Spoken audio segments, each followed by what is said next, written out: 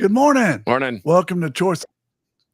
Welcome to Choices Podcast. You can find Carcass and me on choicespodcastofficial.com. Go on YouTube, just Google Choices of Podcast. If we ask you to scroll down and put your email in and add to our list, we're growing like a weed. We've added discovery programs. We've added them to our podcast. They're sponsoring us.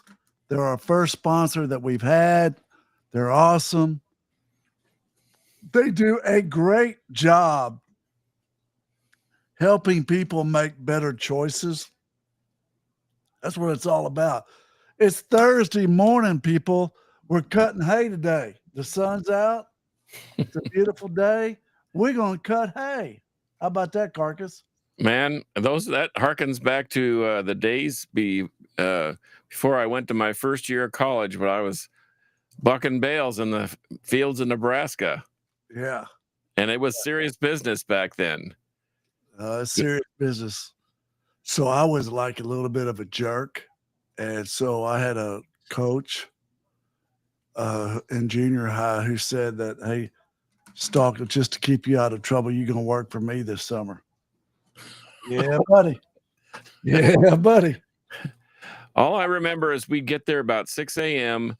The farmer's wife would have breakfast for us, and then the four of us would get on the back of the trailer, and we'd hit the ground running, and we would throw bales of that green hay until lunch, and then we'd eat lunch, and then we'd throw bales until it got dark, and then he'd send us home. Did you ever get hit with a bale in the head off the loader? No, but I got hit in the chest when we were loading into the barn one time and fell down, and thank goodness the hay's pretty soft, because I fell about 4 tiers with a hay bale on my chest, kind of bear hugging a hay, and I tried to turn it and land on the hay bale, but it ended up landing on me, and I just remember it knocked the wind out of me, but it was kind of funny because I could kind of see it in my head how it was all happening. That's awesome. Hey, so Carcass, we're cutting hay today. You got it? Right on. The title of our show is Am I on the Road to Greatness? We're going to find out. Are you? Yeah. You are? I'm on the road to greatness, yeah. I think I am too.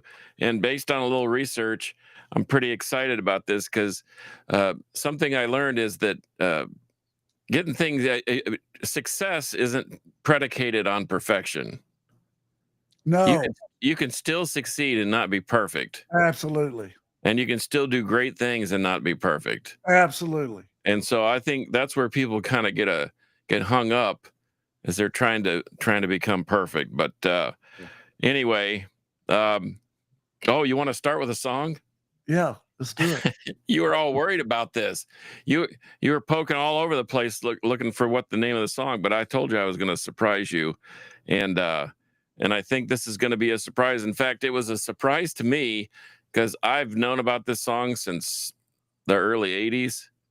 And it's Judas Priest. Oh, wow. Heading Out to the Highway from 1981. And in lieu of our discussion today, it has a whole different meaning. So I'm going to read it to you, and you tell me what you think. All right, let's go. Well, I've said it before, and I'll say it again. You get nothing for nothing, except it when your backseat driving and your hands are on the wheel. It's easy to go along with the crowd and find later on your way that what you saying aloud, and that's the way you find what you've been missing. So I'm heading out to the highway. I got nothing to lose at all. I'm gonna do it my way. Take a chance before I fall. A chance before I fall. You can hang in a left or hang in a right. The choice is yours to do as you might. The road is open wide to place your bidding. Now, whenever you turn, wherever you go, if you get it wrong, at least you can know there's miles and miles to put it back together. Oh, I like that. I'm heading out to the highway. I got nothing to lose at all. And he repeats that. Take a chance before you fall. And then it says, making a curve or taking the strain on the decline or out on the wane. Everybody breaks down sooner or later. We'll put it to the rights. We'll square up and mend. Back to your feet and take the next bend. You'll weather every storm that's coming at you. I'm heading out to the highway, and et cetera, and it goes on and repeats the chorus.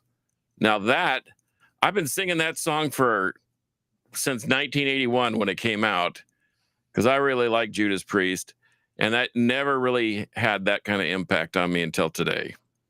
What do you think about that? I think it's pretty cool. What kind of car are you driving, dude? What kind of car am I driving? What kind of car are you driving down the highway? I think it makes a difference. I think it does make a difference. I think it's important just to be on the highway, though. My dad used to tell me, don't worry about getting there. Just get to the right road. That'll get you there. Don't spend all your time in the parking lot. That's crazy. Yeah. What do you think about that? I like it. I like it. Just get on the road. Yeah. Find the road. And I think that's the problem for most people, is that they spend so much time spinning their wheels and wasting time and thinking they got to be perfect and thinking their plan's flawed and they don't know what to do. Just get on the road, man. And I did an extensive deep dive on this thing because it really struck me. So the Japanese have 7 steps to greatness, and we can go through them real quick. Ikigai is your purpose for living. So helping you find the road to greatness. What do you enjoy? What are you good at? What are your skills? How can you earn a living and find happiness with your talents? And what does the world need? How about that? I think if we would all ask ourselves that question and answer it honestly, I think the world would be a better place. What does the world need? You know who's good at that is Dash. My friend Dash has been. Yeah. He's created education for all those kids on that island. Yep. Well, and then that leads into the second step to greatness, Kaizen. 1% progress each day is all you need. There's no overnight success and no overnight changes required. Today's small gain becomes tomorrow's edge. I believe that. I believe it too. Yeah. If you improve 1% every single day, where are you going to be at the end of the year? It's the same thing. It's the same thing I used to tell my lawn maintenance crews when I had my own lawn maintenance and landscape company. If you leave 5% or 10% behind on each house, by the end of the month, the house looks like a mess, despite the fact that you've been there every week, because you left something behind. You left something unfinished. Mm-hmm. And so I would encourage them to always finish and complete the job and maybe do something extra, like wind up the hose, like take the old newspaper up and put it on the porch instead of leave it out in the driveway. Just small things, but make some sort of an improvement. I'd rather have a slow dime than a fast nickel. Agreed on that. Yeah. Agreed on that 100. Well, yeah. And I think you must have been reading this too. Wabi sabi is the value of imperfect things. I think sometimes we overlook the fact that even though it's not perfect, that it still might be really good. Yeah. I see this all the time when we're grading records. You know, when we're looking at vinyl records. It may not be perfect, but it doesn't mean that it's still not good.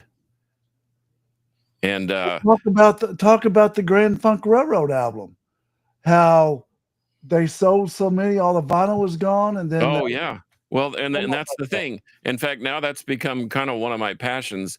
I started collecting when I was 13 years old, and Grand Funk Railroad, one of my favorite bands, and they needed after, let's see, I guess after Survival or Phoenix, they had put out 8 albums, had sold 80 million records, and because of bad management choices and not paying attention, they didn't have a dime to their name.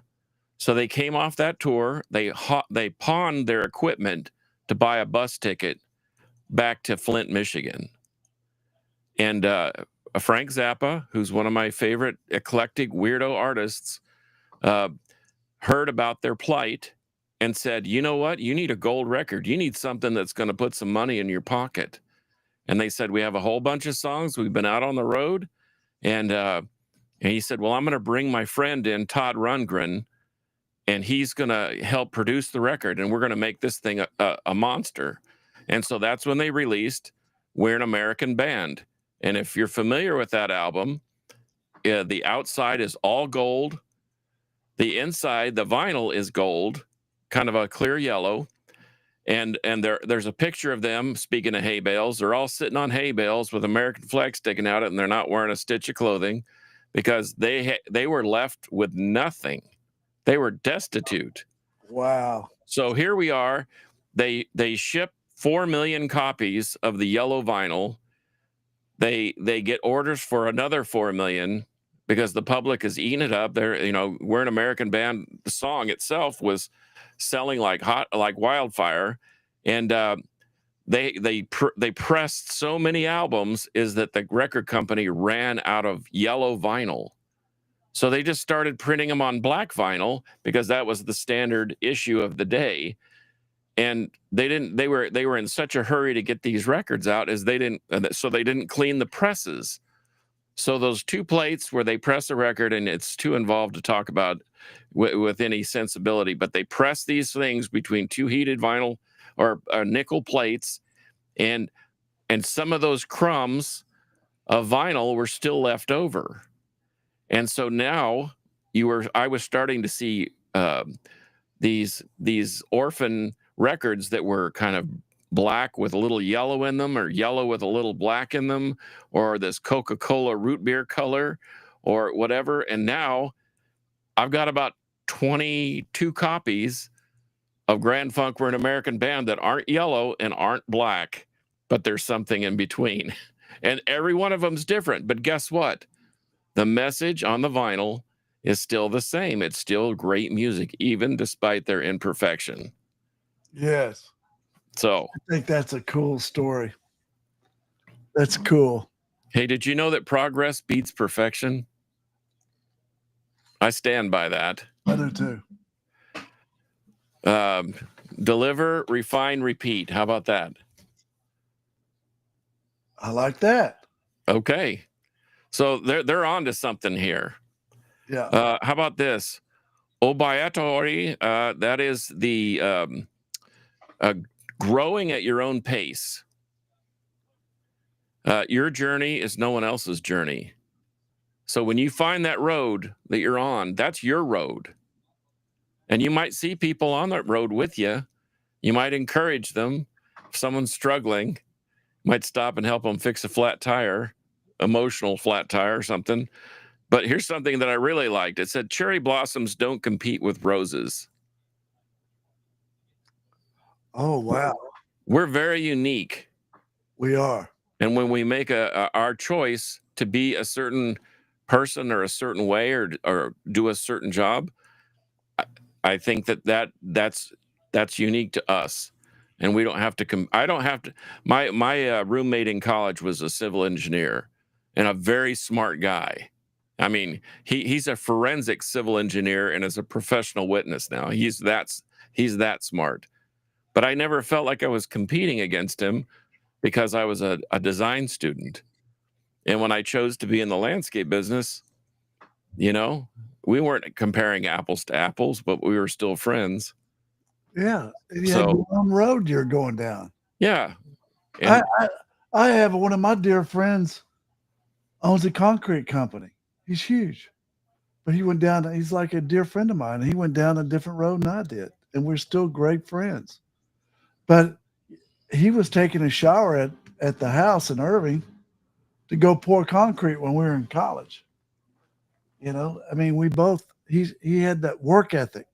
I think that's a lot of it. Carcass is you gotta have work ethic. You gotta put your head down and your tail up. You have to. Well, the game is not going to come to you. No, You got to make it happen. You got to cut hay.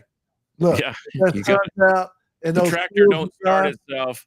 no, The tractor don't, and it doesn't drive itself. that's right. But how about this? Mono no awari. Everything passes. Struggles, adversity, all that's temporary. Yeah. They said that a realization, if you can get a realization that all that's true, it brings calm and not paralysis. I agree with that.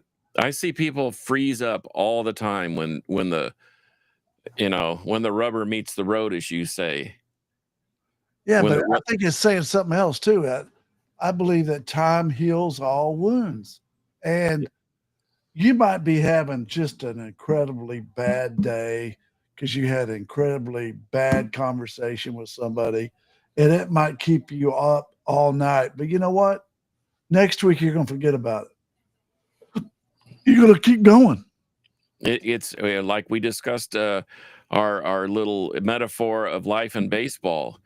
If you're still thinking about the last at bat that you failed at, then you're not probably going to succeed on the current at bat. Yeah. And it's the same with the quarterback in football. If you're thinking about your last interception, you're never going to succeed. Nope. How about this? Gaman, endure with grace. Stay composed under stress. There's more to that. Yeah. Humility. Endure with grace and humility. Be humble. And stay composed under pressure. Yeah. Because what you're doing is whether we like it or not, good, bad, or indifferent, we're setting an example for those around us. Yeah. And if we're whining, complaining, or whatever, people are going to pick up on that, and that's a bad vibe. How about this? Some problems cannot be solved quickly. Does that mean you ignore the problem? No. No. But does that mean you might have to be patient with the solution? And it means you attack it. Yeah. You attack the problem. It might not go away in a day, but you stay on it. I'm good at that. It's like my new Labrador, my little baby lab.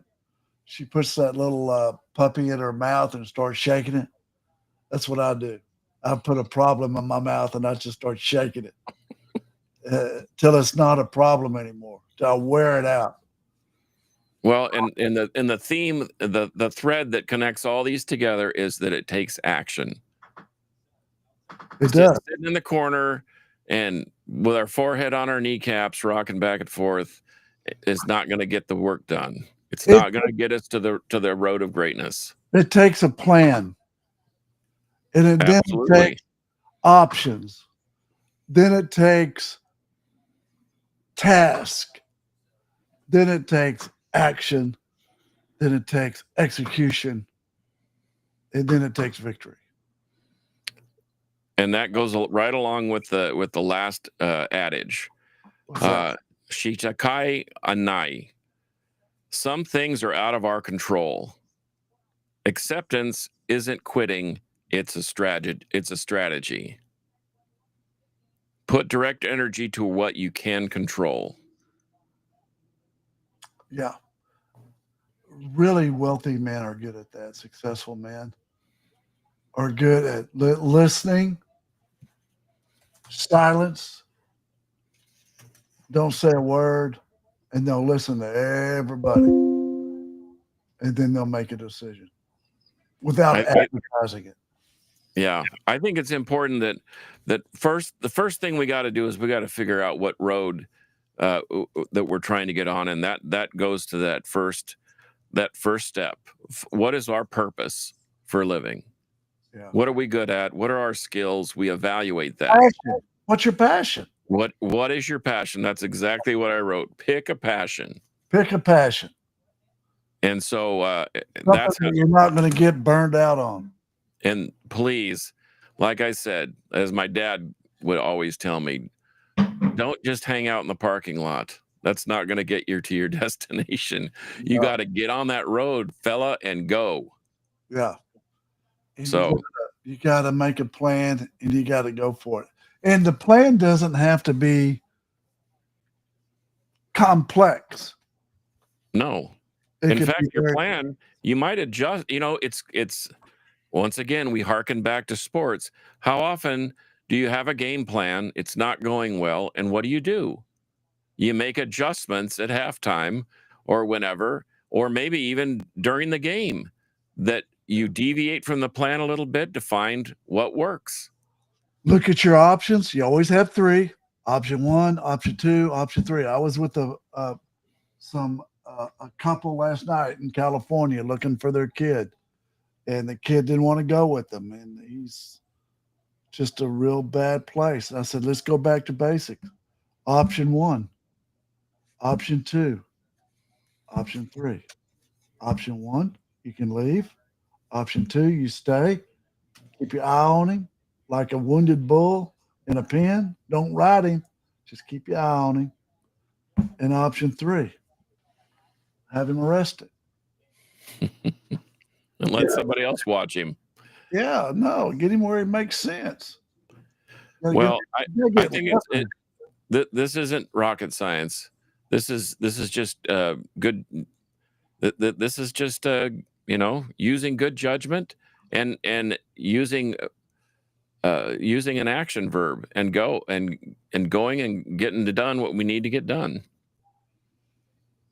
So, hey, listen, my little godson, he works with me Tuesdays and Wednesdays. No, Wednesdays and Thursdays. And he first started working for me 3 years ago. He couldn't order lunch.